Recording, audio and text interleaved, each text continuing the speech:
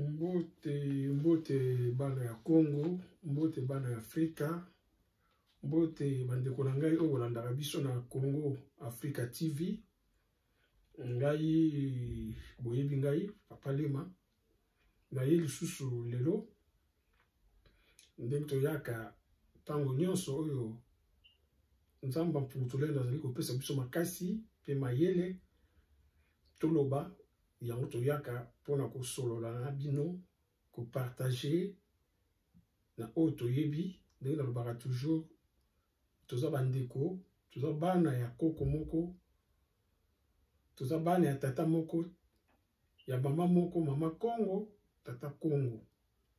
Donc vi makambo ezoleka na mboka na biso tokoki kolemba te, il faut toyaka kosolola, il faut toyaka totiraka ba leçon, tosalaka toluka ndenge tokoki kosala po mboka na biso ekende liboso, ndenge tokoki kosala po mboka na biso oyo ezali mboka ya Nzambe ye moko, Nzamba Mpungutulendo, tata Congo. Mboka wana tosala ndenge nini parce que ezali ya biso, mboka wana Nzambe apesa yango na biso, asala yango po na biso, asala yango po na bato mosusu baya kozwa yango te. Donc il faut tozala conscient nango, so tozwi conscience nango yango te kosala mboka na biso ezonga na maboko na biso nyonso. Ezala lisusu te ndenge eza lelo ke ndambu bakaboli ndambu eza pa ya bato boye, ndambu eza pa ya bato boye, non, eza mboka na biso. Ezaki papa na bino azaki na lupangu, atikeliaki bino lupangu, bino bana na asi bokobatela lupangu wana, bokondima jamais bakobotola bino lupangu wana. Mabele ezali molimo, molimo oyo oza nango ndeko na ngai, yango eza na mabele oyo ya biso, ya bobiso, mabele ya Congo, molimo eza na mabele ya Congo, yango oyo oza nango. Donc l'air na ba constitution batiaka de père et de mère tokoki kozwa ngo mabe te, parce que mabele wana yango moto esala bakoko na biso, yango moto eza na communication na biso. Mabele ya quelque sorte ezali ye moko Nzambe. Mutu akoki kozala te aza mutu ya mboka mosusu ayaka atiaka lwa na mboka na biso ke biso pe totika ye, ye moko deja lera azosala ngo, azosala mabe mingi. Mais biso lero tozali kotika badomine biso na sens wana, tozali vraiment na mabe koleka. Yango no bomoni ke bandeko bato bazoteka mboka, bato bazosala koboma bana ya Congo, bazoteka mboka, bazotangisa makila ya Congo, ezozonga na mabele wana, mabele ezolela. Mabele komi kobosa na même bana ya Congo. Tellement mabele ki mingi, tellement bobungi eleki mingi, tellement bolingi comprendre te, bolingi kozonga na bonzambe te, mabele wana ekomi kobosa na bino. Yango bozomona ke na Congo, même bota na bilanga, bokomona ke bilanga, biloko mosusu ekoma kobota na Congo, ebotaka lisusu ndenge eza kobota liboso te. Bokomona mabele na biso même mvula ebeti ezokoka suko mela mai te po epesa kimia, parce que mabele bino boboyi mboka wana, na lere boboyi bakoko na bino, la lere boboyi bakoko na bino, boboyi mabele na bino. Yango na mwana ya Congo bandeko na ngai, bokomona ke lelo so mutu moko atelemi na boulevard triomphal na biso wana, bien na boulevard du 30 juin, alobi ke nazo pesa ba visa, na koza na 3 millions de visa na kopesa, ou bien na 50 millions de visa na kopesa, ba Congolais nyonso bakobima, bakowelela babima bakenda mboka mosusu. Po Congolais azoyeba lisusu matina ya mabele na ye te. Kala Congo wana ba Sénégalais, ba Malien, ba Africain du Sud, ba nani baza kobenga Congo poto, soki boyebi yango te. Europe na bango ezalaki Congo. Mais lelo po ne komi bongo. Donc on se poser la question. mabele na biso to bebisi yango. To bebisi yango parce que to kati relation na bakoko na biso. To kati relation na nzambe na biso. Nzambe yende mabele na biso molimo wana o ezali wana na mabele. Mabele ezali molimo mobimba.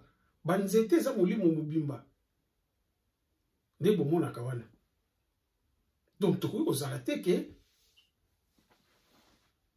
olobi kolingi mboka wana, mais mboka wana ozobebisa yango, ozoteka ba mabele, ndenge nazomona bato oyo batya bango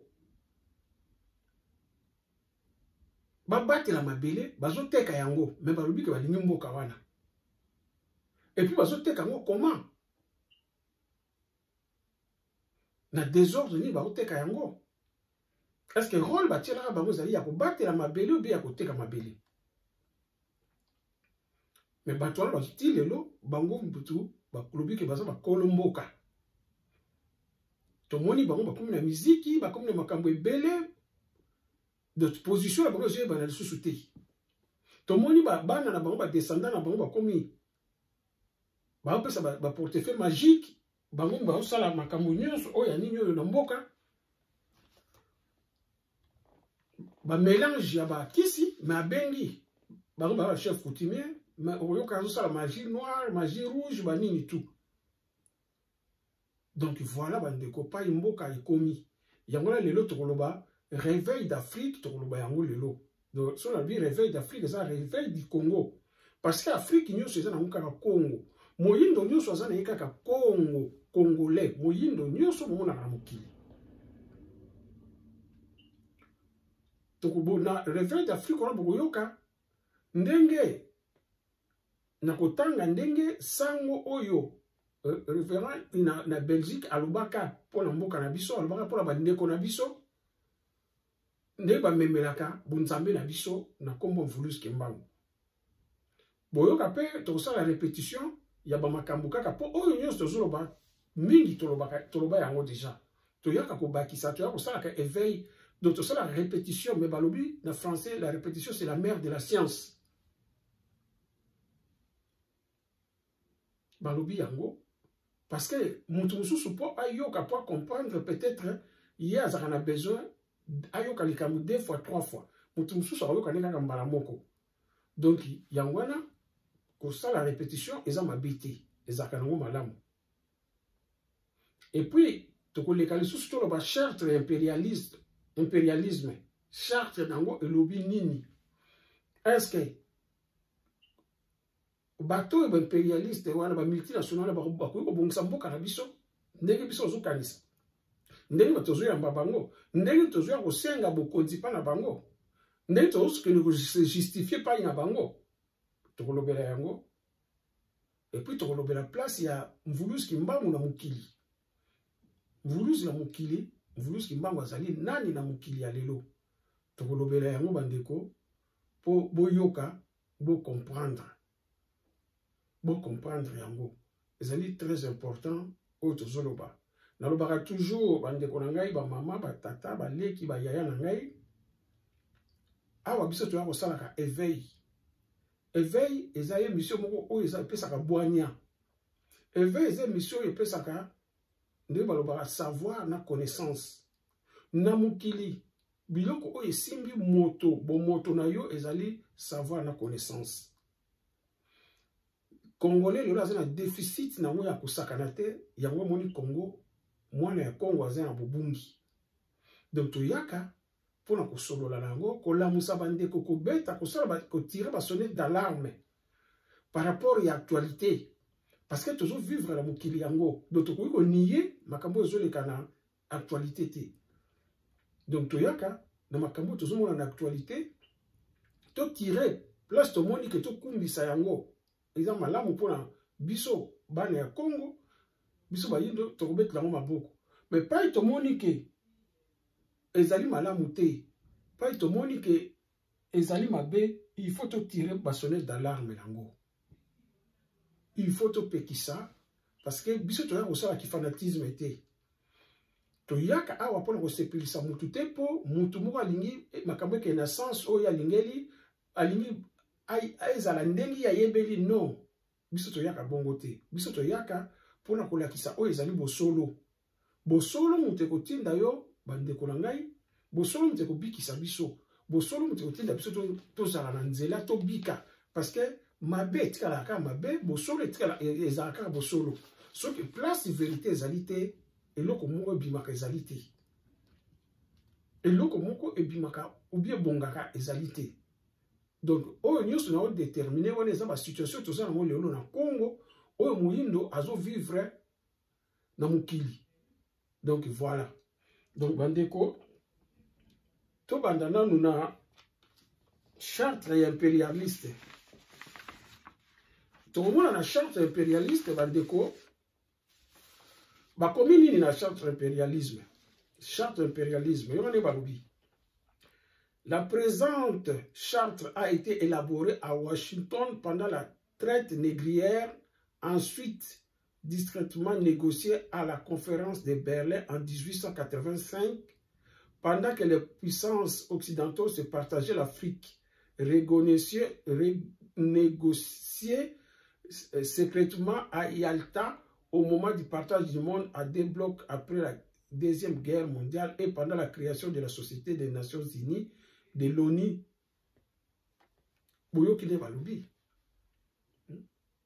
Chartres ba laboratoire à Washington. Ba yo négocier à Berlin en 1885. Charte ya impérialisme. Sikoyo bandeko na biso bana ya Congo eloko wana tolobaka toujours autocommunicaka tolobaka kozala intellectuel c'est quoi?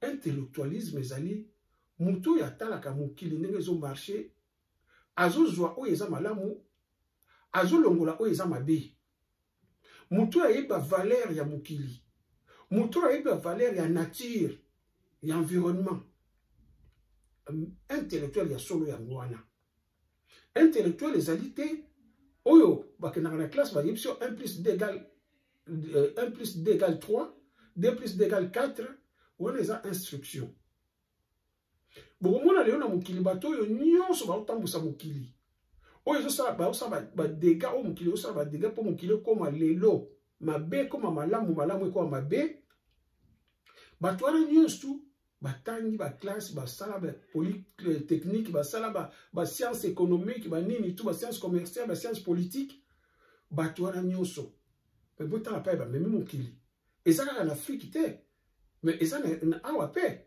parce que yo mutu otangi baklasse ya minene bongo comment okoki kolinga bato quelque part ozomona bato akufaka nzala entre te oza na capacité ya kosalisa bato wana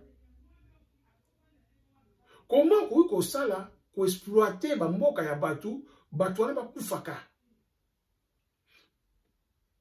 Je crois intellectualisme eza bongo intellectualisme eza d'abord spirituel. Intellectualisme kozala intellectuel sur le plan spirituel parce que la meilleure intelligence c'est l'intelligence oyo utaka pa ya nzambe ezali intelligence oyo ya bata mokili te yango na bozomona ke yango nalobi ke meilleure intelligence ezali intelligence spirituelle parce que mutu aza na bonzambe aza na mayele ya bonzambe akolinga jamais ayibaka quelque part mpo bato mosusu bakufa nzala ye aliaka akolinga jamais asalaka minduki ebomaka bato akolinga ngo jamais nde tozomona na mokili ya lelo mais bato wana bino bobengi bango baintellectuel bato wana bino bozokumbisa bango ce qui est grave na mokili ya lelo bandeko mutu akoma kokumbisa baburo na ye biso lelo bana ya Congo bayindo exemple na bango ezali Europe Occident Amérique exemple ya moyindo apesaka yango wana mais saka yeba ke ye lelo soki aza bongo mwana ya Congo soki oza bongo ozali bongo parce que bato oyo ozokumbisa wana bango bakomisi yo bongo bango basali yo ozala bongo olia kaka dendo na kwanga ozanga jour mosusu olie jour mosusu olie te ozangaka aspirine ozangaka mai ozangaka courant bango basali yo ozala bongo mais yo mosala na yo kokumbisa bango. Donc moyindo raisonnement eza so malamu te, réflexion eza lisusu te, raison eza lisusu te. Tozomona même na mboka na biso tala lelo ba homme politique bakaboli mboka eza na passe mais bakaboli ba jeep bambongo bazokabola ba député ba monter bambongo bazozwa. Et pendant ces temps les enseignants bande kolopso tata na biso maman na biso ba enseignants bazosala 10 mois 5 mois sans payer, sans besoin payer, sans être payé. En plus, ils sont payés salaire combien? Salaire, il y a pamba. Oh, il y a des enseignants, il y a 3 bana. Donc, Azoula, on a un studio parce qu'il faut que il y a $50. Un enseignant qui a étudié, oh, il y a ça, il y a un ministre, il y a un député. Aux Almalamu. Mais, bozo futa bango, mbongo, oh, il y a tout même que chambre, salon, il faut un studio. Azola na mwasi na bana kolia na ye pasi militaire oya ko kenge na mboka bozo futa ye mbongo oyo moya poko la mwasi na ye na bana ezalité. Après ça tous vous allez étonner na ba dérive tous monde na enseignement na biso na élève na biso tous allez étonner. Mais belevu wana so botali mingi bomona mingi po bazo ba point bana wana bomona ki wana mingi po bazo ba point surtout l'examen d'état de publication là bientôt so ki pe lelo so ki pe quand éviter bomona belevu wana mingi ba bimana ba enseignant wana betidia mingi ba bimana ba professeur po bazo ba point. Voilà la réalité sur le Congo. Et ça problème, il y a mibali mbongo, il y a basi mbongo ezante, il faut ateka nzoto pour azoba point. C'est la même chose où les kake moi na 6 classe, bande ko na biso 6 classe na bamboka na biso wana pour avoir entreprise wa place na entreprise à sala, il faut ateka nzoto ya moi si. Ya mibali pe suka kuteni na ba patron ba chef bazo homosexuel, il faut ateka nzoto na ye. Pour zo ici ka. Mais dans ces entreprises beaucoup mona ke ba chef ba directeur ba nini surtout la fonction publique na biso beaucoup mona ke ba directeur ba chef ba zakuna na société wana a kotisa plus de 40 membres na ya famille na ye même bango ba botami ya bazana 5 ans bazakuna bazana ba matriki bazwa kambongo donc mbongo la pour futa ba travailleur non ba afuta et que dans la famille na ye. Ndenge nini makamwene yebani te? Non, yebani me bakanga misu. Bakanga misu parce que système ya corruption et ça système où outil likolo et so kitanase. Parce que je vois mal les loso qui bato baza na likolo o ba o dirigeant mboka. Ceux qui bango baza zen baza clair na engagement na bango na si o ba ozana se ba ko banga ko sala yango. Mais oya se bazo mon exemple na likolo bazo ba ah ye azozo na yete donc ngape fona zwa so nga na zuite bango bazo. Voilà système tout ça na wana. Donc faille wana côté enseignement parce que ba condition ba vie ya bato bazo vanda eza malamu te.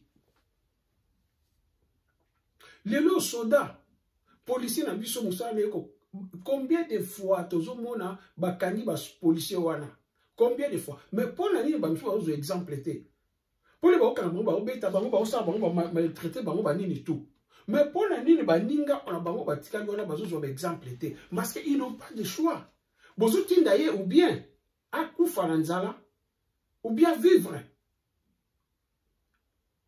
so bo bien tika do bozo tinda ye na sans wana mais mutu alingaka mona pasi mbeli liwa azarakate mutu sakima ka pasi na liwa donc amona kaka ke fona sala yango pona mutu na yebi ke poka kanga peut-être ba ko kanga te donc na raté fona sala yango Voilà pour les va continuer à ça yango. Voilà. Mais na nyoso wana tokozonga kaka na charte impérialisme. Parce que na nyoso wana eza nini? Bato ba diriger ba mboka na biso ba yindo nyoso ba président na biso ba yindo nyoso bango ba ya kosengaka pouvoir. Kaka na ba bourreau ndenge na lobi o bazali awa bozomona yango. Pourquoi un responsable ya mboka na biso faut kende na ONU o se justifier na makambo mboka na biso? Pourquoi? Ils aiment quoi? Pourquoi les romoni mboka ils ont tant pour la malamu te? Kokeno bele la bakoko na yo. Même dans le cimetière, kokeno bele la bakoko na yo. Awa ba président ya ba mboko basala ka yango. So baza voter ye. Ba ke no pasaka peut-être nuit blanche dans le cimetière. Awa la mboko so boyebite. Na biso bina ngolelo. Faut que nous yebisa bakoko. Oyebisa bango ndenge olingi omemela mboka. Bango ba soutenir yo. Mon que le courrier, ça va pirater. Ça n'a rien à voir. Parce que Bango, Bazana, relation mon côté à ma belle à mon cannabiso.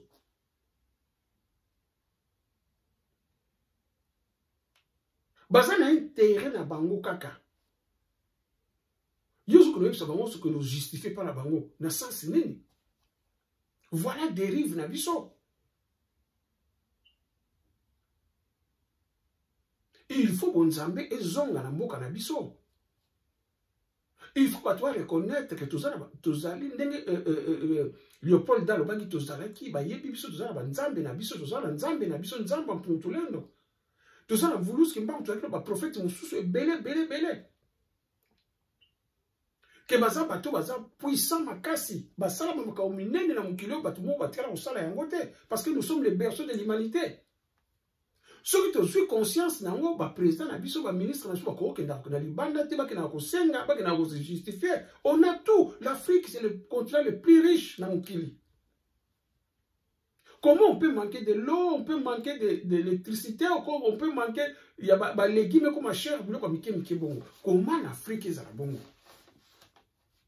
Comment ba biloko niti ba poisson ba nini o esenga pa ima ezali pa poisson azaka mingi mais il faut te dire que ba poisson ils a surgelé ça fait 6 mois ba tiango ba hormone ba tinda na mboka bozuli ba poisson c'est kauka ezana vitamine te ezana protéine te ezana ba calories mo côté biloko bozuli wana.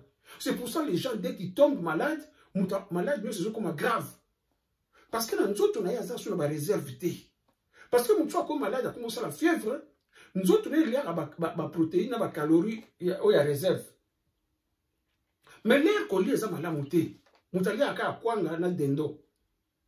Asa des calories, des protéines, ils allaient vraiment les sociétés. L'air qu'on est malade, on est fou, ils sont comme casse. Malade, ils sont comme grave. Ils sont comme faibles. Voilà pas ils allés, on a mokili na biso. Est-ce que tout continue bongo? Tout continue bongo? Donc, biso, mukili oya biso, Congo, il faut ça la révolution spirituelle ya makasi.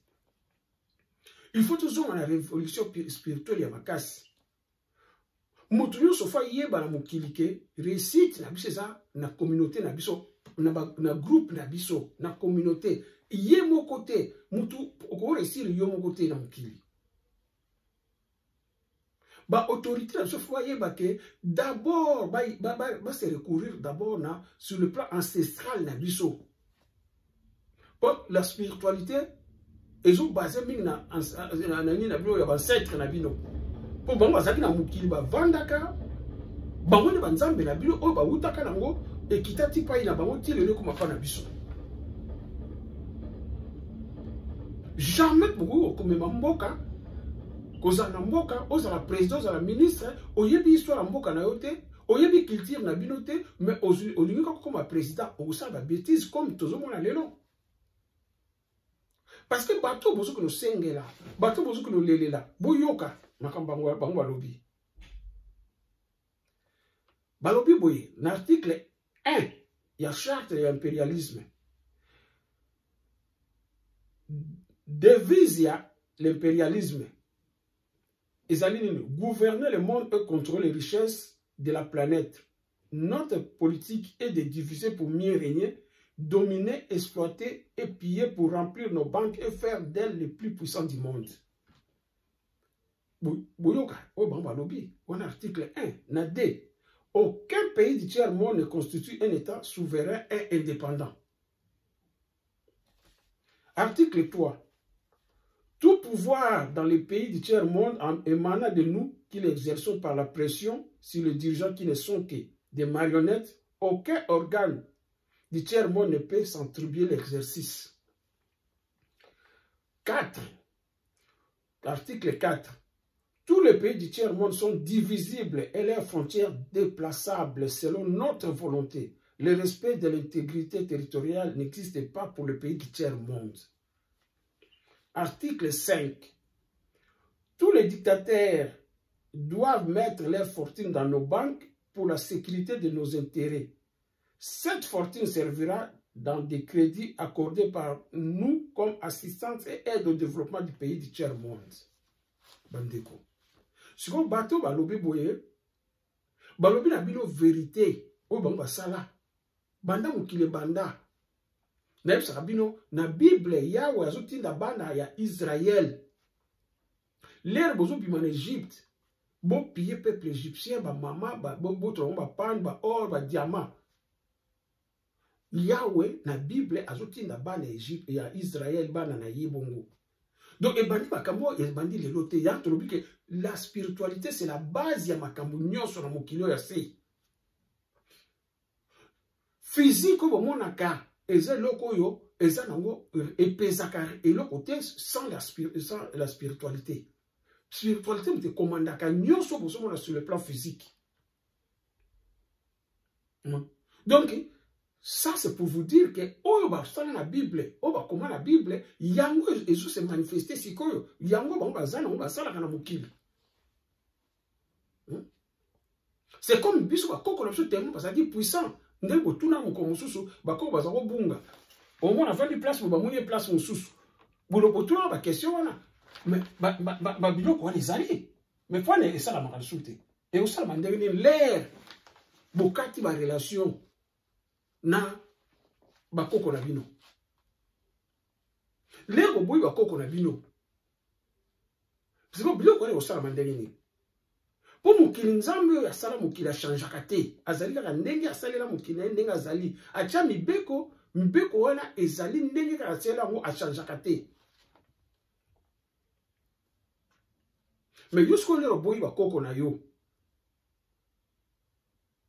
Makambo wana osala ngo ndenge nini bango ba respectaka bakoko na bango bango ba respectaka tata na bango oyo atinda bango bazala bongo yango baso continue ngo ti lelo ba génération ya bango mosusu ekoya ekosala pareil parce que banda kala botala dapo banda Léopold D système na bango ti lelo yango zo continue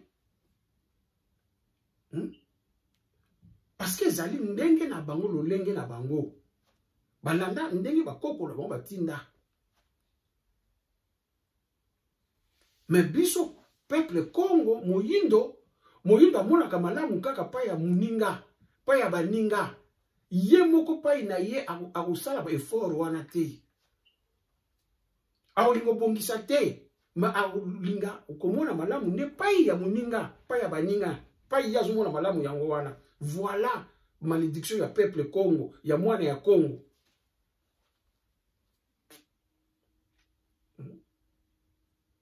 Malamu kaka pa ya baninga, bien kaka pa ya baninga, mais pas ina onyo seza mabe. Voilà. Yango monike, yango jesu tinda bana ya Congo ba bima. Paki mboka wana. Mwana Congo akosa na $10,000 na ina mboka. Na za exemple wana awa, batu basala ngo ba misusu basala na poto, bafanda na ba foyer, bafanda na ba chambrette. Azakuzo mbongo bia zo sala. Ateki biloko so ndako. $10,000 na ya zui a baby si awa ye awa bamsu tile lo bukande zate yana lobaki na bilo ba mama ba tata ba ndeko il faut to banda ko éduquer peuple na biso to bandela bango to yebisa bango ke bokima beglise wana bozoki losambela beglise wana eza beglise moko ya mabe ya lokuta yango te ezoboma mboka ezoboma bino yango te eyeli bino liwa eyeli bino malade eyeli bino nzala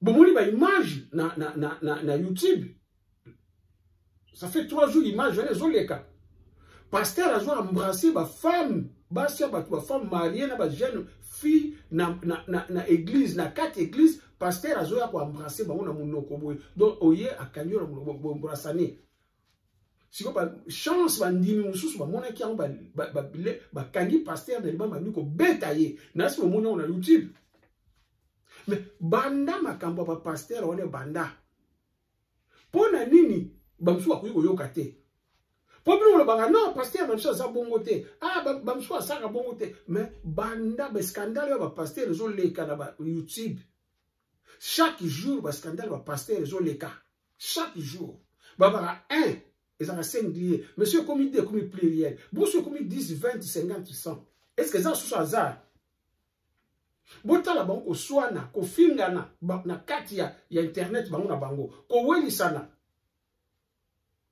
Et puis botala basini oyo etompaka te moko ko bimana comme na succès aya comme ko bikula batu ko lo ba prophétie ya lukuta ngai boye so ba yokili kambo comédien batakufi kuna et comme bango ka ayo lobela ye bani tout do ba comment ba prophète ba prophétie ya malheur Nzambe aza nzambe ya to baza ya ba vivant. Comment l'air yo moni bongo ba onyo se révélé eza condamné. Comment l'air yo moni bongo o sala teke mutu wana bika.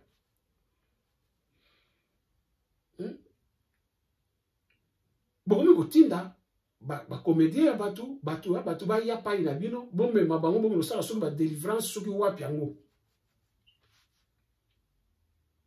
Bola mbisa batu kaka bino. Mais batu azala mama yemo. Bazo kufa mikolo nyonso. Est-ce que so kena mama yemo na morgue pa ba gardien lobi ke na ye mutuli ba kotisa na morgue lelo na herbe azali na lina la musai ba boya. Bandeko bana ya Congo bozonga na nzela bana ya Congo. Bozonga na nzela parce que mwana ya Congo azotambola malamu te. Mwana ya Congo akomi troublé. Ba Congolais bakoma batama boma sans le savoir. Ezana na mboka na biso, ezana na poto ba Congolais bakoma batama boma.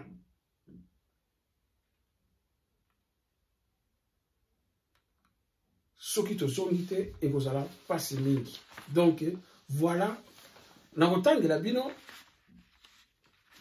réveil d'Afrique wana on a lopaki na bino boyoka ndenge balobi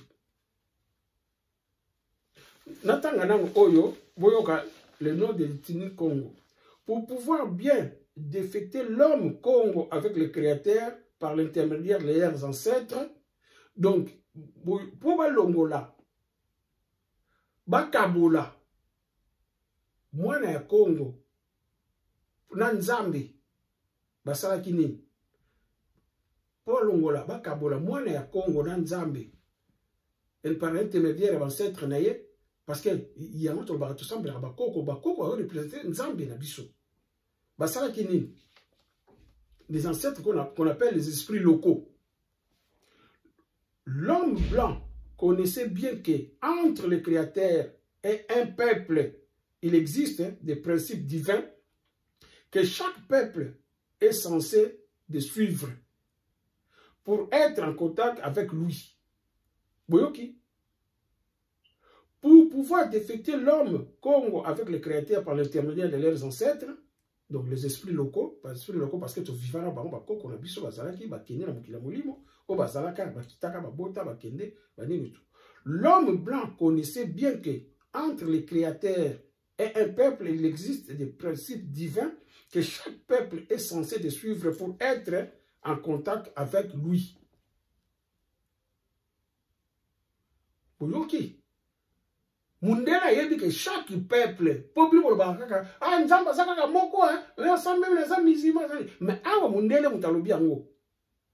Mundela yebi que chaque peuple a le principe divin que chaque peuple est censé de suivre pour être en contact avec le Créateur. Mundele mutazoyebi sabino oyo mundela yebi yango, ayebaki yango. Yango ba yelaki bino balongola bino ba kombo. Yango Léopold de ayaki abila boyebi songo ba sambela banzambe mususu. Voilà. Il savait, en donnant un nom chrétien à un noir, cette personne est directement défectée du Créateur, car ce dernier n'écoutera jamais sa prière, que lui adressera par un nom étranger. Oyoki, oh mundele bandeko, yana zo ba vidéo oh faut partager kayango, bo partager yango bo tindela yango bandeko na biso na kin, bo tindela yango bandeko ba zela ba zo connaissance na savoir, oh mundele muto ayebi azoloba. Na programme yango ba salaki pona ko kabola mwana ya Congo, pour ba dominer biso, parce qu'on domine d'abord, on peut dominer quelqu'un qui est sur le domine sur le plan spirituel d'abord. On ne peut pas dominer quelqu'un sans pouvoir le dominer sur le plan spirituel. Donc, bon, il y a qui secret oyo. Non. Il existe des principes divins que chaque peuple est censé de suivre pour être en contact avec lui, avec le Créateur. Il savait, en donnant un nom chrétien à un noir, cette personne est directement défectée, donc séparée du Créateur, car ce dernier ne l'écoutera jamais sa prière, qu'elle lui adressera par un nom étranger. Car on adresse une prière au Créateur qui est par son nom et par sa langue maternelle. Ayebaki ke, so apesi yo kombo, alongoli yo kombo ya mambweni, ya maimona, ya ntimba, ya nzuzi, oza perdi. Okoki losala ba jeune na mangengenge, na kimwenza, ba jeune prière, ba nini, ba carême ya 100 jours, ba retraite à 100 jours, et qu'on change le côté, tu vas aller invoquer que les égrégores. Okobenga mvulusi kimbangu te, akoyokela yote. Okobenga mama kipa vita, akoyokela yote. Okobenga nzamba mputulendo, tata Kongo, mama Kongo, akoyokela yote, parce que ba yebi yo lisusu te. Mundela yebaki yango. Yamana longola ki bakombo ayaki liboso. Eloko liboso mundela sala lera ayaki. Eloko liboso yaki baptême. Né de nouveau ne bayebi sakabino. Eloko liboso mundela sala ki yango wana. Bon longola bango bakombo. Yango ba pasteur na bino lera ba pasteur na bino baza ba sous-traitant ya église catholique bango nyonso. Eloko ne bazo sala bino na église. Ba changer bino bakombo. Ba baptiser ba pesi kombo Abraham. Ba pesi kombo okomi lelo Joseph, okomi lelo Sandra, oh, euti la mukila mulimo. Botala, ne ba osala bino. Hein? Botala ne ba osala bino. On prie Dieu que par sa langue maternelle, étant donné que la langue maternelle est la langue vivante et des merveilles des créateurs de l'univers. Boyoki yango, basambela kanzambe na munoko na yo. Neti biso foto samba na ya Congo, to sambela nzambe na kiluba, na kikongo, na kiswahili, na lingala, na kitetela, na kimongo, na kikongo l'État. Donc voilà munoko biso foto sambela nzambe. O sambela nzambe na français te, na langue na portugais te, na anglais te. Non, c'est condamné, c'est ozo sale le côté. C'est comme si tu causais avec des démons. C'est comme ozo solo la ba démon, les ozo sala biloko bongo.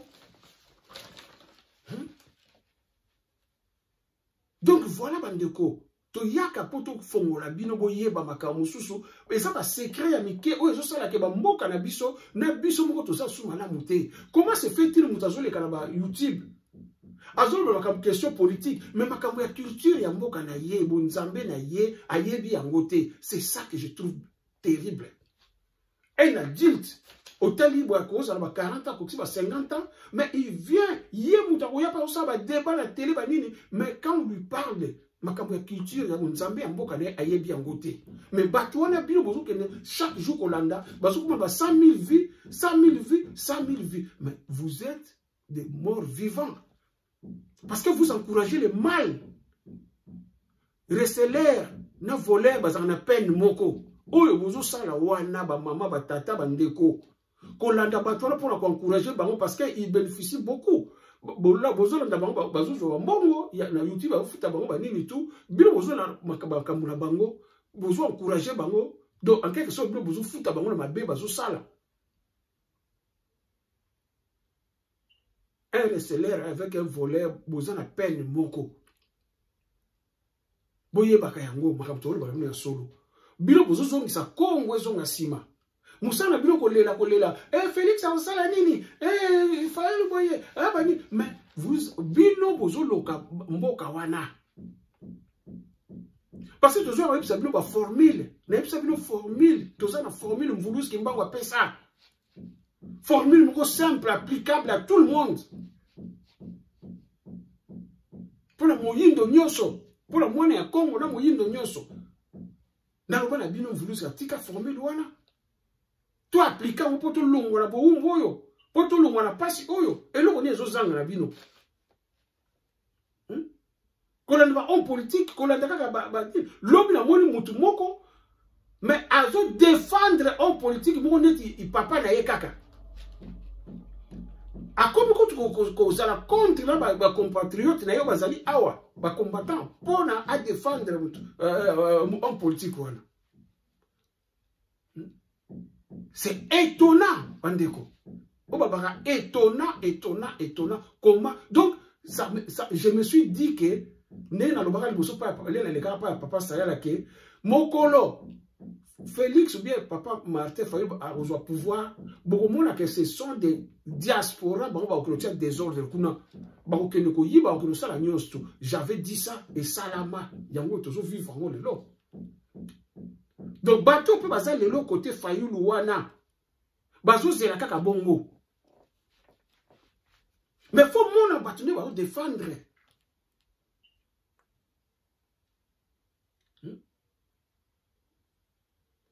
Peuple n'a pas faut comprendre peuple congolais. Bah homme politique est fiable na Congo bazati. On n'a pas des hommes politiques. La politique du Congo. Oh, bozo mona wana ekozala susu bongo te. Congo eza mboka oyo ezali ya Nzambe. Politique ya Congo ekozala ndenge o bozo mona lelo te. Donc botika na bino kolanda bato wana si tolobi yango mbala mingi. Malaya na l'église oyo ezo tanga kombo ya vuluski mbangu, mais oyo ezo kosa bato ti lelo. Oyo ezo sala kezo ngisa bato sima. Ya wana boyoka. Ndenge Kire Oyo, événement du 27 d 1997 à la paroisse Jean-Marie Van Pet de Belgique. Événement, il est cadré le 27 d 1997 à la paroisse en Belgique. Dans le temple, le curé de la paroisse Jean-Marie Van Nup m'avait vu, demanda à voir un responsable kimbanguiste.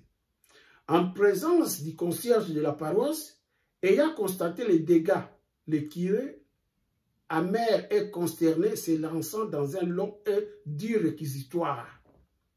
Et le kaka awa, par rapport à kimbanguiste. Regardez ce que vous avez fait. C'est triste. Avec cela, vous, avec cela, vous dites kimbanguiste. Non, j'ai connu votre chef spirituel. On s'était retrouvés un jour ensemble au palais royal. Donc, Mvulus Kimbangu. C'était un homme d'une autre nature. Ce que vous avez fait là ne reflète aucunement sa façon d'être. Donc, avec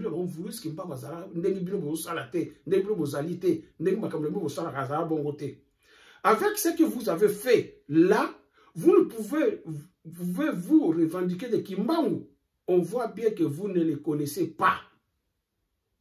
On voit bien que vous ne le connaissez pas. Kimbangu était un homme non violent. Nous l'avons bien connu puisque nous l'avons suivi depuis 1921 jusqu'à sa mort. Nous savons beaucoup sur lui. Vous savez, il était jeune et beau. Il portait un ruban blanc autour de sa tête. On a des photos de lui. Tant que vous allez les méconnaître, sachez que l'Afrique ne s'en sortira pas.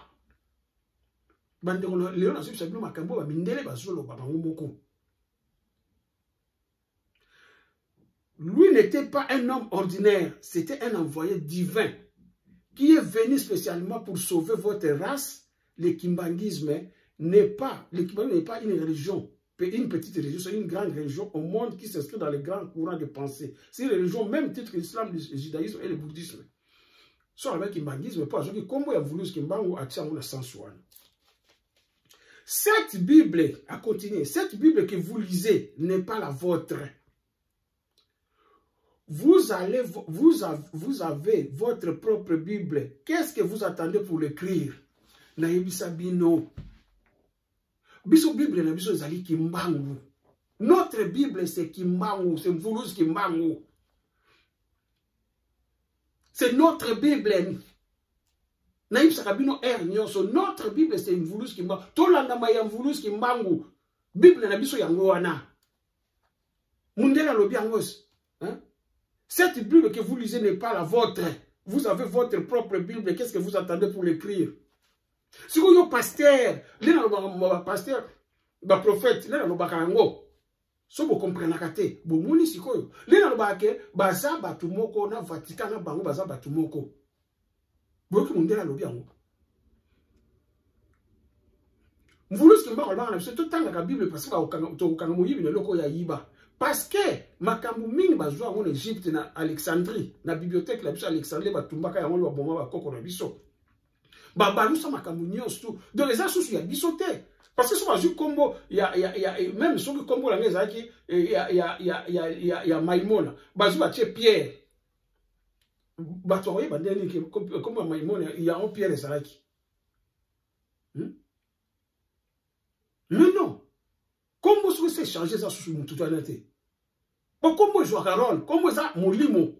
Si on va changer comment il y a un loco, et ça sous ce loco à la tête, et ça sous mon limo à la tête.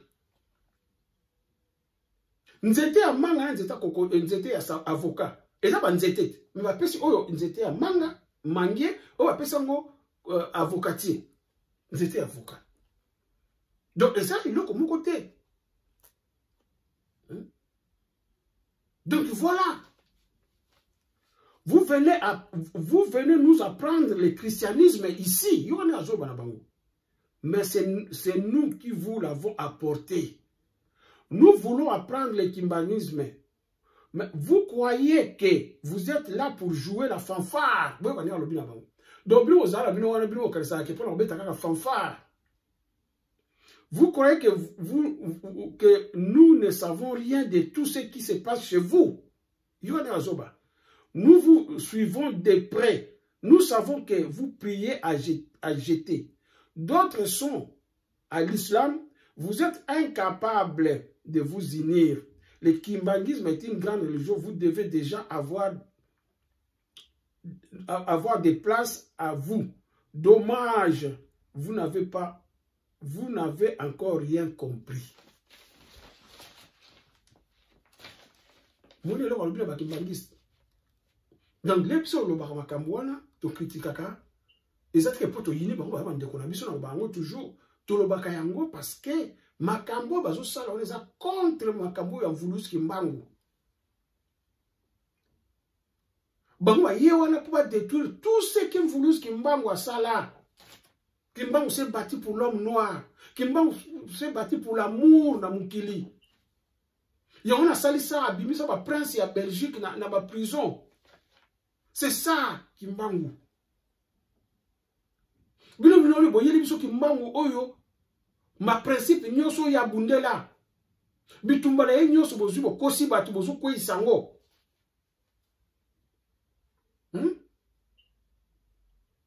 Bozu ba kombo le bolati pour ça makamu susu oyo za ndenge oyo za ko sala te.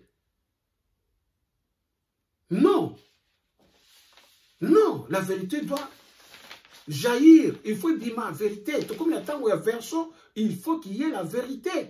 On ne peut pas continuer à vivre comme ça. Bande ko bolanda vidéo tina suka.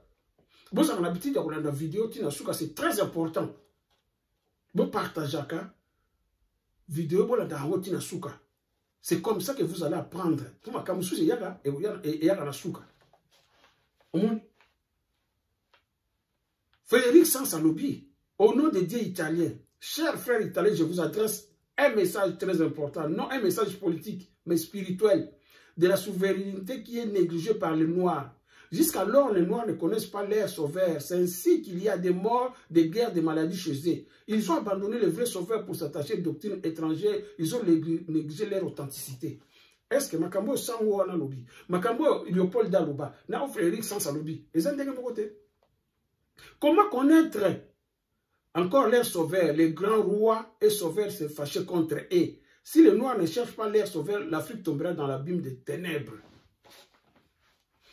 Est-ce que Bakamboyo, Moussala Bandeko Nabiso, Bakonzi Nabiso, député Nabiso, président Nabiso, le Vatican? Moi, je connais le député, oh, bah, jeune, oh, bah, ça, les lona, n'ignoyo. Bah, ça, les journalistes, mingi, bah, pas député. Mais ils se disent des intellectuels. Mais comment? Un intellectuel, c'est quelqu'un qui fait des recherches aussi, qui cherche à savoir. Il faut la culture, il y a mon nene. Mais Batouana Nyonso, comment Makamboyo? Est-ce que Baye Biango?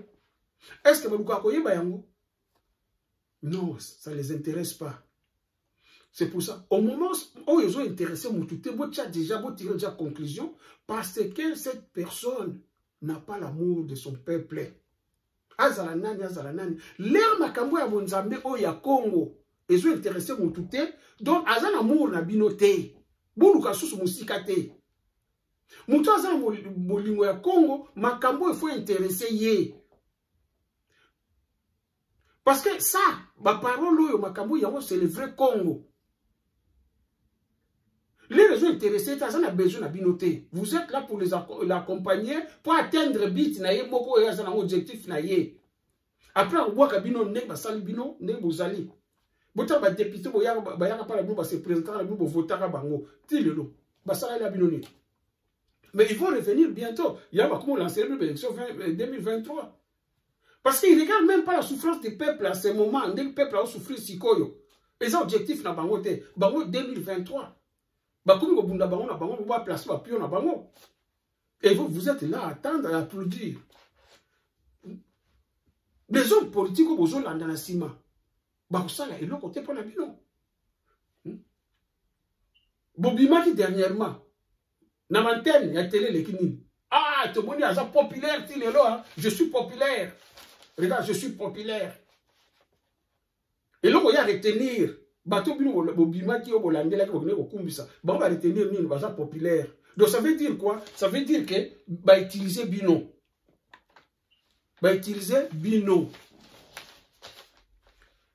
Sans bino, il y a rozalate, mais vous ne comprenez pas que vous avez un pouvoir. Il y a que ça là, oyobino bolingi. Peuple a un pouvoir nyonso. Peuple, il faut prendre la conscience, beaucoup la conscience, moko. Il faut comprendre que ce n'est pas nous, le Congo d'aujourd'hui qu'on voit là, ce n'est pas le Congo de Nzamba Puntulendo, ce n'est pas le Congo de Kimbangu, ce n'est même pas le Congo de Lumumba, ce n'est même pas le Congo de Kassavubu. C'est un Congo rempli de trafiquants, de corruption, de magouilleurs et de profiteurs.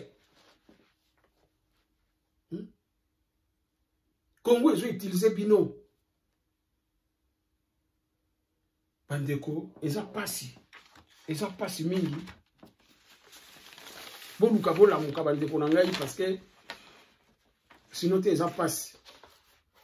Dans le livre, il y a papa Nabiso toujours là, on attend quelques passages. Abanda ki boya kendaki na Irak. Papa Nabiso, parce que dès la Lubaka, et l'oko nyonso ezali ya malamu, po la musabane ya Congo. C'est pour ça que je fais toujours appel na Batou, ou à Loba, à la matière, à Loba, aya, à vous passer, à Loba. Nous, on encourage à Kawana. Parce que tu es piqué, Moussala, ou Moussala ya Mounene. Ce n'est pas boulot ya Moutumoko. Non, eza Moussala ya Batou Belé, ya Bana ya Congo Nyonso. Oza mwana ya Congo, yeba ko na Moussala oyo. Bolingo bibeko Moussala, oza Moussala oyo. Après notre partage sur l'histoire du fameux jardin d'Éden, j'ai insisté auprès de mes interlocuteurs qui me disaient leur part de vérité sur Jésus-Christ. L'historien hébreu me répondit ceci. Ici, il y a plusieurs Jésus. Voilà, papa toujours là, parce que vous voyez qu'il y a un grand peintre. Donc, il y a donc c'est quelqu'un, chef de l'État, tout. Donc il a écrit ce livre inspiré par de quel Jésus parles-tu? Je lui répondis que je faisais allusion à Jésus de Nazareth. Reprenant la parole, cet hébreu proposa de me faire visiter la tombe symbolique de Jésus, puis il enchaîna. Les fanatiques de Jésus-Christ font la file pour voir ce lieu bien aménagé pour satisfaire la curiosité du touriste. Ce qui nous apporte beaucoup de sous. En réalité, Jésus était enterré dans la tombe de Tapiole, à Jérusalem, dans un cercueil de calcaire. C'est ça la vérité qui est contraire à tout ce que vous lisez jusque-là dans votre Bible chrétienne. Tandis que son père Joseph, qui est mort à Nazareth, a été enterré là-bas. En 1980, les archéologues juifs ont découvert les os de la Vierge Marie à côté des ossements. Ils ont retrouvé quelques inscriptions sur sa vraie identité. À ce même endroit, ils avaient mentionné les noms de 4 frères de Jésus qui étaient Jacques, Joseph, Judas et Simon. Et juste à côté de Simon, ils ont trouvé un cercueil en calcaire. Poursuivant leurs recherches, ils ont effectué les tests ADN nucléaires pour découvrir l'identité de la personne qui était enterrée. Malheureusement, ils n'avaient pas eu la confirmation sur l'identité réelle de la personne retrouvée à cet endroit. Donc, ça va test sur le que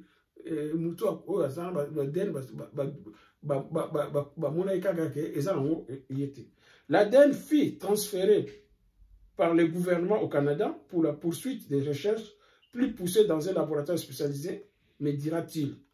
Ceci me poussa à lui poser une autre question. Veux-tu me dire par là que Jésus n'était pas ressuscité? Voilà, papa, toujours là, veux-tu me dire que Jésus n'était pas ressuscité? Il me répondit par une réponse bizarre. L'avez-vous vu ressuscité en Afrique? Alors, je réplique en lui disant que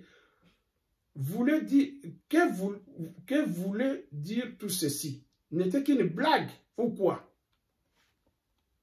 Mon ami, me dit-il, je suis de la tribu de Juda. Tu as la chance de tomber sur un historien comme moi qui peut te parler en toute vérité.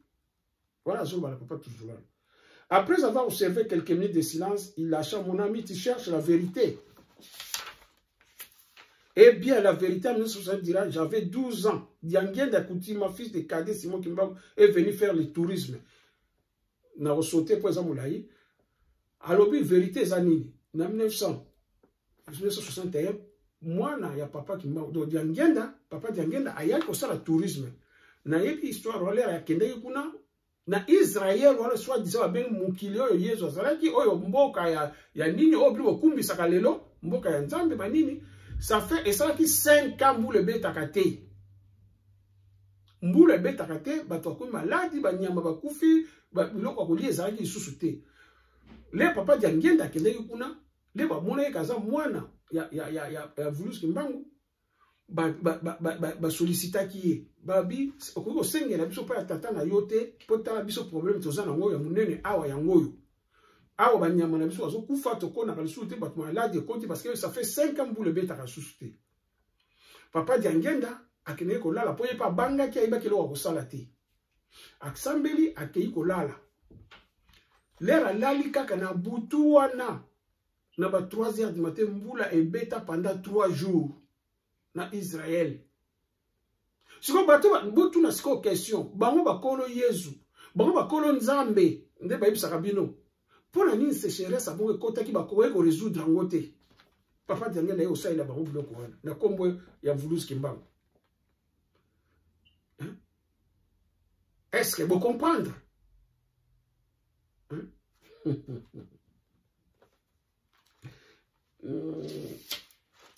Na sauté, toye ce soir. Ensuite, il annonça à papa d'Abraham. Ensuite, il annonça à papa d'Abraham. Terre d'Abraham, papa dit la terre d'Abraham, d'Isaac et de Jacob t'accueille. Bah c'est pas les moni bon 3 jours vous les bêtes pas la terre d'Abraham, d'Isaac et de Jacob t'accueille avec joie et bonheur. Circé, l'historien hébreu me dit, mais c'est l'artiste cherchait Simon Kimbangu en Afrique au lieu de perdre ton temps ici avec Jésus. Tu me donneras raison plus tard. Nous connaissons l'histoire de Simon Kimbangu. Il est le tout-puissant. Il est le tout-puissant parmi les puissants. Lui, c'est un sauveur universel. Boyoki yango. Ailobi na papa Tuzola. Tika na yoko ya boy tika na biloko ya ko luka Yesu. Ndenge bino ba pasteur ba prophète bokenda kuna bo leksa air pour rien. Ba bino ko luka nde Kimbangu tazali sauveur universel, azali le puissant parmi les puissants, azali le plus puissant. Boyoka oyo susu. Na bandi banda na banda na zo pesa bino kaka ba témoignage ya ba makambo. Nasi lelo vraiment na vidéo si vous partagez, si vous comprendre le témoignage de la PC. Parce que ce sont eux-mêmes. Bato bakosa biso bango bazolo ba ba témoignage. Artiste, qu'est-ce que signifie Kimbangu? Va continuer. J'ai répondu que cela signifie la perfection. Génial comme nom, mais celui de Simon ne lui convient pas. Yoka type wana ninga lobi. Celui de Simon ne lui convient pas. Oyebi ti na lobaki bongo. Alobaki yango parce que yebi que comme Simon apesa ki ko pesa. Botala ba vérité pas ezobima. Ah vraiment Nzambe mputulendo. Ta verso moi ça yango. Alobi yango celui de Simon ne lui convient pas. Donc ça pour mundele yebo yebi que ça kombo na yete. Ba kimbangiste boyoka. Simon ça kombo Mvuluzi Kimbangu te. Kimbangu. Comme on est, soit des Kimbangu, ou Kimbangu diabtunguna. Si moi, ça comme Mvuluzi Kimbangu te. Donc, bateau, vous avez un benga. Soit vous avez un benga Mvuluzi Kimbangu, vous avez un Simon Kimbangu. Ndeko na ngai, ozola na émission na YouTube, ba nini, tout ce qu'on dit bongo, kanga YouTube na yo. Simon ya zo bana Mvuluzi Kimbangu eza mutu moko te. Mvuluzi Kimbangu comme on ditaki Simon te, ba pesa ka ye ko pesa. Po ba babungisa ye. Baby ça y est.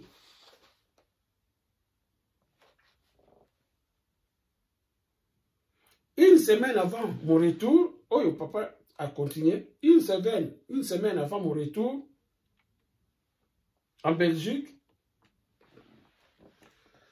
mon ami historien Drift me fit l'honneur de m'offrir un voyage pour visiter la Judée en Galilée, en passant par la Samarie. Nous avons effectué avec lui le même parcours que celui de Jésus-Christ.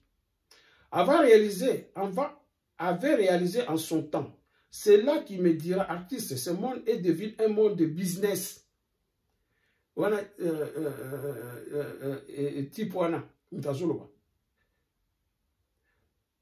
un monde des affaires, l'argent, le monde d'aujourd'hui cache la vérité et véhicule des mensonges qui payent mieux. C'est le mensonge qui paye mieux. Nos ancêtres ont vécu chez vous en Égypte pendant 420 ans, sous le règne de Pharaon. Malheureusement, les Noirs n'avaient pas si tenir devant ce Pharaon et sont allés sur d'autres cieux.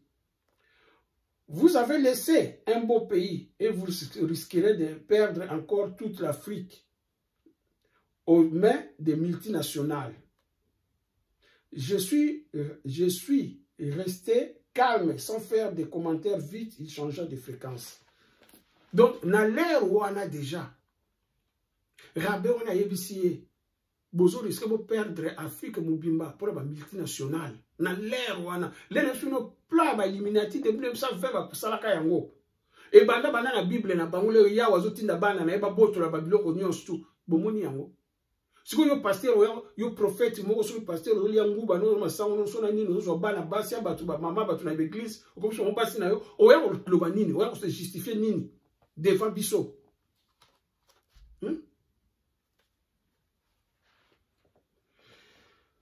Tu vois, Joseph, le père de Jésus, le Christ, fut un descendant de David, mais Marie ne l'était pas. Ne l'était pas. Nous avons passé des jours en Samarie au temps ancien. Il n'y avait pas de l'eau entre Israël. Si on a dit vidéo, Exode, ce n'était pas la réalité. Nous avons passé des jours en Samarie au temps des anciens. Il n'y avait pas de l'eau entre Israël avec l'Égypte. C'est à pied qu'on a traversé ce trajet pour aller jusqu'en Samarie. On vous fait croire que les enfants d'Israël ont traversé le Jourdain, la mer Rouge à pied. C'était de la blague. Maman nangai bandeko nangai. Botala mensonge ya mukili. Que babetaka nzete na mer Rouge. Efongwami. Boyo kandengi ya lobi, rabe wana lobi. Nous avons passé des jours en Samarie aux temps anciens. Il n'y avait pas de l'eau entre Israël avec l'Égypte. C'est à pied qu'on a traversé ce trajet pour aller jusqu'en Samarie. On vous a fait croire que les enfants d'Israël ont traversé le Jourdain, la mer Rouge à pied. C'est de la blague. Bandeko. Il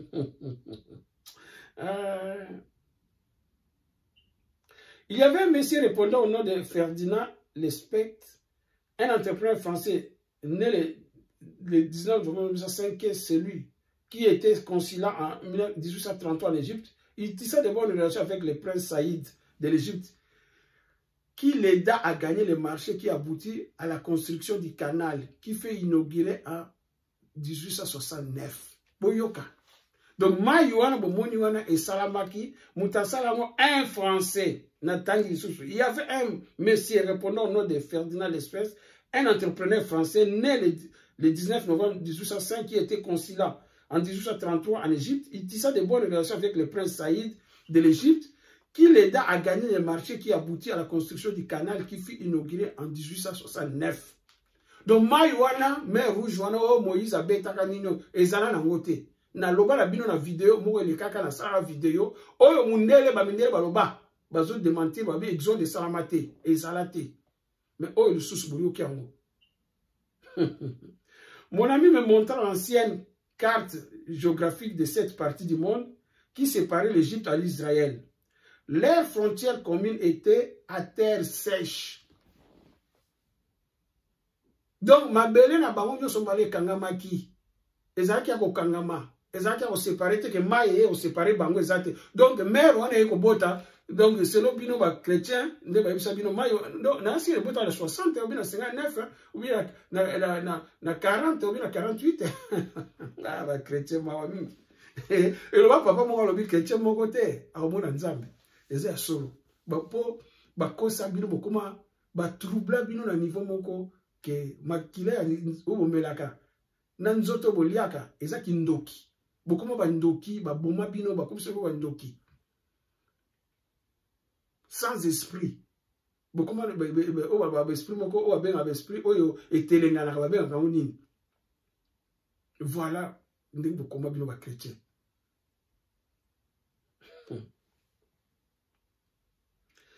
Mon ami historien insista sur le fait que cette Bible que nous utilisons comme modèle ne nous dit pas la vérité. Les Hébreux ne lisent pas la Bible. Ils lisent la Torah et le Talmud. Ce canal fut réalisé après avoir combiné des eaux du détroit de Gibraltar avec le Pacifique. C'est une explosion qui a fait favoriser l'inondation de l'Égypte en Israël et l'Israël. C'est lui le promoteur du canal de Suez relié à la mer Méditerranée et à la mer Rouge. Voilà l'artiste. C'est une histoire qui n'a rien à voir avec la Bible ou la religion. Fais des recherches et tu vas découvrir la vérité. S'il est vrai que Jésus a fait des miracles de son vivant, mais depuis qu'il est mort, nous n'avons rien. Nous n'avons plus rien. Nous savons par contre que Kimbangu avait 30 ans, a fait 30 ans en prison, plus une peine de 250 chicottes par jour, matin, midi privés de nourriture et de boissons. Comment ce grand homme de Dieu a-t-il pu survivre durant ce laps de temps? Jésus avait fait un carême de 40 jours, le monde entier en parle. Tu sais, l'artiste, je regrette, vous adorez celui que vous ne connaissez pas.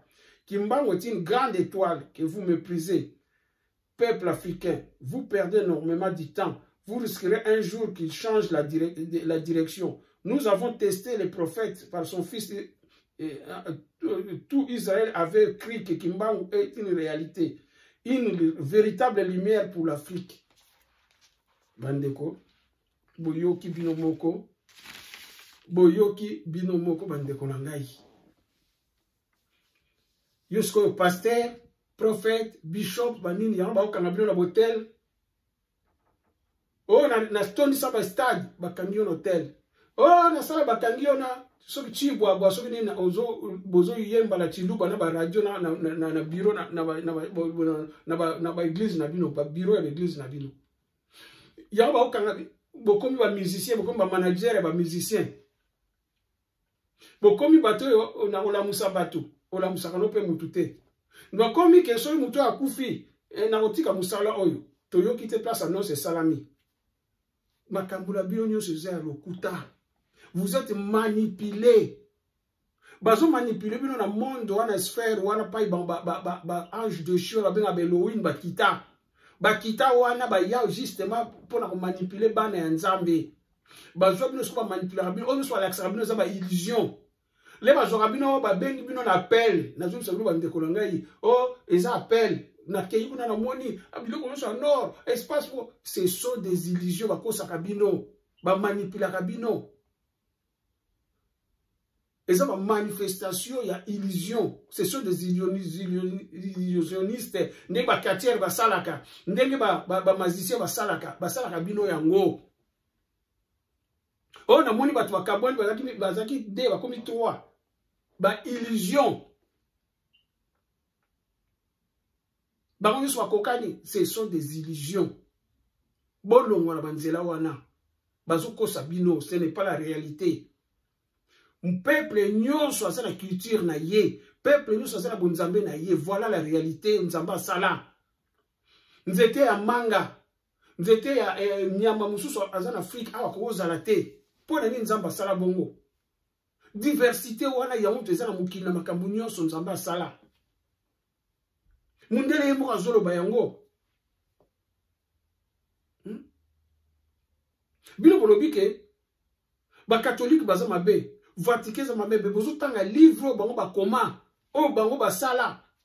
Yango koma Bible na bino, yango mela yango. Elongo ni sokolo bana yo ozu Bible wana, mais yo ko critiquer bango, ke bango baza mabe, bango baza boy. Où est la réalité? Bozo vivre la mokili nini?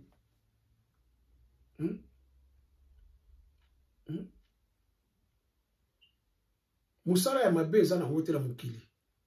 Moi, je vous demande, vous, le pasteur, le prophète, comme je dis, il faut qu'on ferme toutes ces églises et qu'on kangama en Chine. C'est une obligation et qu'on kangama. Je vous ai dit, tout ça, un moment, il y a éducation, il y a toujours que nous aussi là, toujours que un moment, il y a obligation. Et toutes ces églises vont fermer. Et qu'on kangama en Chine, c'est une obligation.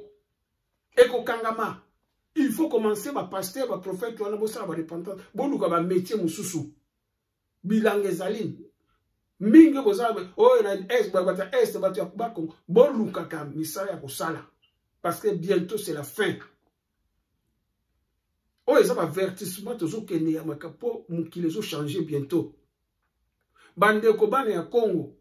Yo vanda en Europe, aux diaspora, au vanda en Afrique, yeba que toujours kende na accomplissement ya makambo ya bonzambe ya Congo oyo mvuluski mbango lobaki eko kisama yango tozo sala yango tozo kende mwana ya Congo zonga na nzela zongisa bolingo wana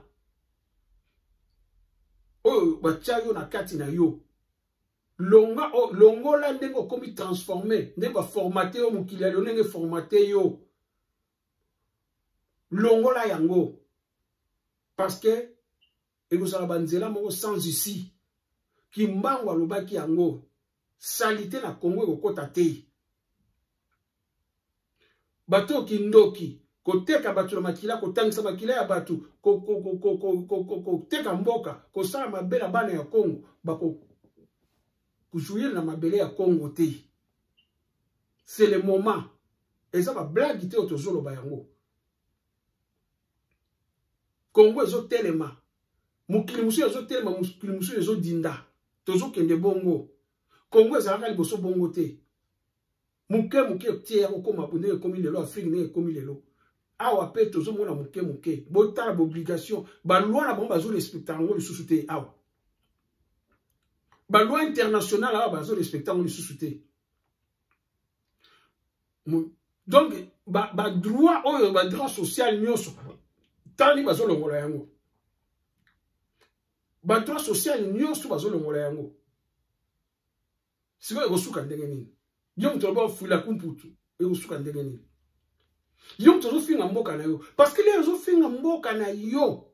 Mboka na salité, mboka na boy. Justement, mabele mboka na ko linga yo te. Parce que mabele mboka na za molimo. Lero zo finga ngo ezo yoka. Eza molimo. Lero zo finga ngo o ezo yoka yo eko linga yo te. Secret yango na mabele o eza molimo mubimba. Bo yoka makamna zolo balabino. Lero bo finga kama mabele wale bo finga na mboka wana eko linga bino te.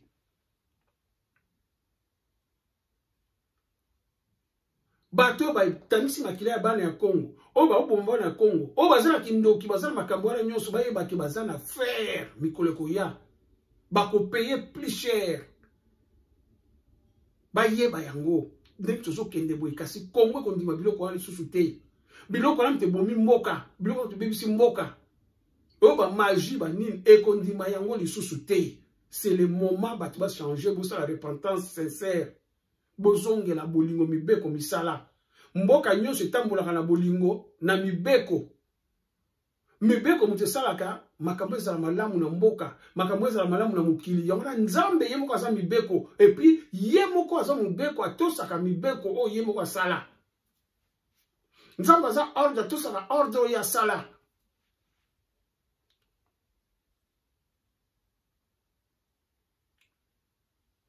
Ba pasteur ndena lobaki na bino tango ekoki bolongo na banzela wana boma lote ya kimbango po ekozala ba dégâts na l'église na bino bandi mbondo kima ba église bino moko ba phénomène boleka na l'église wana bondo kima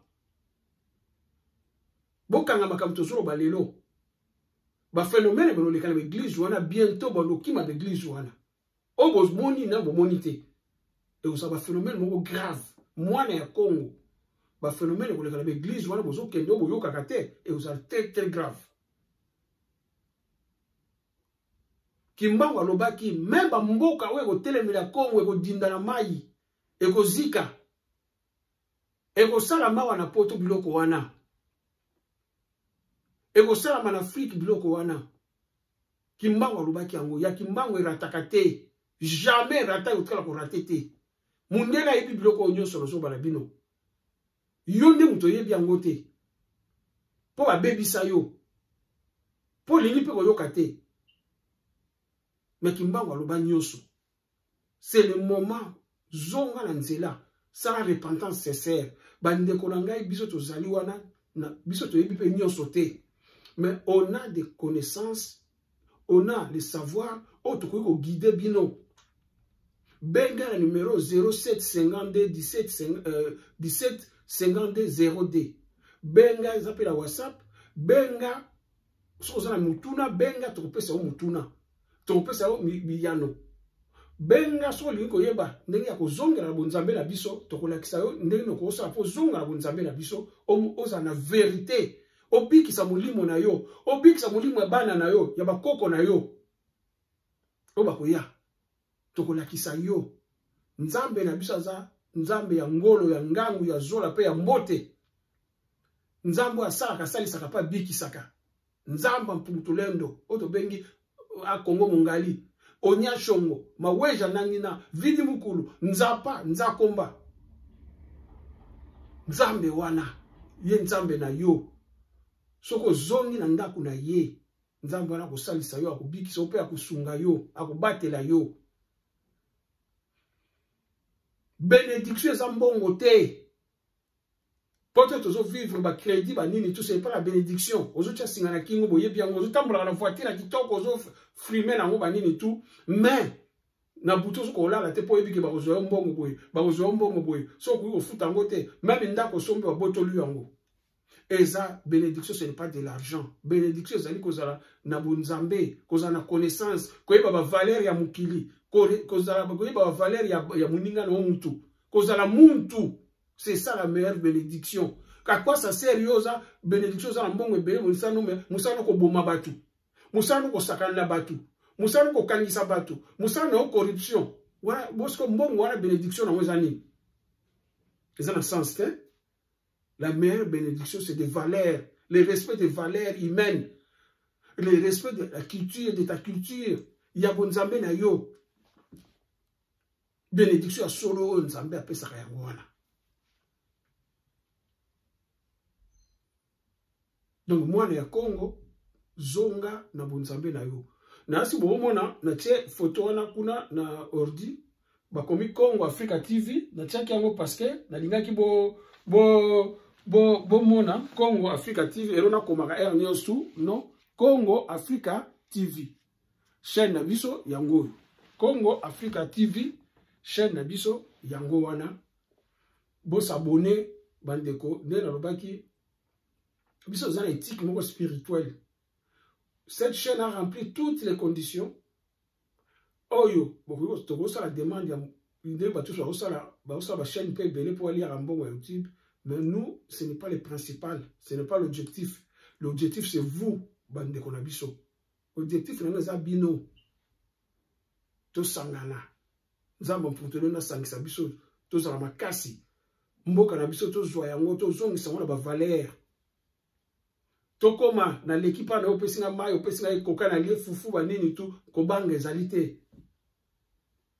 Objectif na biso yango wana ya kosalisa bandeko ya kosunga bandeko.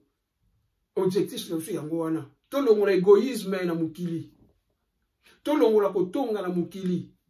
Objectif na biso yango wana nde mukili na biso zakali boso ne ba koko na biso bazalaka bolamu eleka balobi liboso bolamu bolingo na bolamu eleka mingi. Objectif yango wana bandeko. Donc biti yango wana. Donc nazo zela bino bandeko na ngai boyebi siko malamu boza botali ba vidéo ba nini tout tozali wana biso bana ya Congo pe ezali nazo rappeler toujours bana ya Congo association d'entraide ya kosalisa bandeko ya komisalisa biso moko parce que biso moko toza na kati ya ko créer ba richesse mosusu pona ko aider bandeko. Objectif la biso yango wana toza ba mama toza na bana bazotanga ba veuve ba orphelin ba nini tout tozo luka biloko wana tozo sa ba fort. Objectif ezali ya ko créer ba richesse ko créer ba emploi pour na kopesa bandeko wana.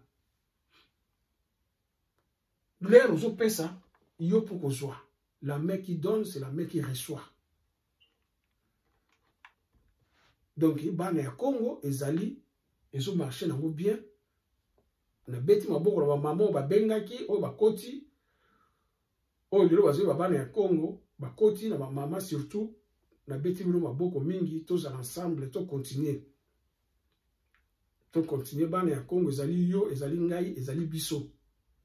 To continuer nango e uza malamu mingi to salisa makambo binene.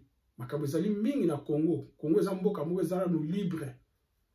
Makambo ezali ya kosala ebele to sala yango to kende liboso. Donc voilà, Kilongo pe ezo continuer ba scénario ezo komama bientôt ba quelques répétitions pe ko banda malgré ba moyens même muketi sikoyo mais ba répétition ko banda quand même et ko bima pe ka kandela lobaki po nzamba mputule nda kotia maboko toza ba tuto le la raté to le la rande pa ya nzambe Donc voilà, bandeko na ngai na sepelaki kozala na bino. Bon partager vidéo yo bipai nyonso pa ya bandeko nyonso. Ya vidéo ya bwanya, le savoir, la connaissance, ya mteza nini clé ya makambo nyonso ya mokili. Topesa chance, tomipesa chance, topesa chance pe topesa chance na batu mususu, bayeba bonzambe na biso, bayeba bobiso, toyeba culture na biso, ya mte osalisa biso pe osalisa mboka na biso, eza pe avenir ya mokili. Non c'est mais pour na Congo, eza pour na Afrika, eza pe pour na mokili mobimba. Congo aza basala ye maître ya mokili. Longi ya mokili eza yo mwana ya Congo.